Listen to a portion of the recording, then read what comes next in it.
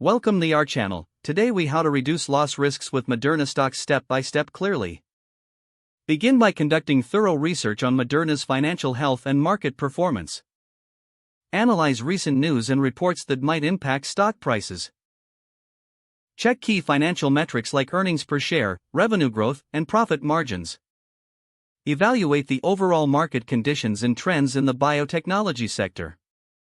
Set realistic investment goals based on your risk tolerance and investment horizon. Determine the amount of capital you are willing to invest in Moderna stocks. Create a diversified portfolio to mitigate risks associated with single stock investments. Use limit orders instead of market orders to control the price at which you buy or sell. Monitor the stock's performance regularly to stay informed about any significant fluctuations. Establish stop-loss orders to limit potential losses on your investment. Stay updated on Moderna's pipeline of products and any regulatory approvals that could affect stock value. Be aware of global health trends and how they may influence Moderna's business. Consider consulting with a financial advisor for tailored advice on stock investments. Review your investment strategy periodically and adjust as necessary based on market conditions. Maintain a long-term perspective, as biotechnology stocks can be volatile in the short term. If the page does not load, refresh the browser or try again in a private or incognito window. Make sure you are using the correct email address, then retype it carefully to avoid small typos. If your password is not accepted, use the reset option and create a new strong password you can remember.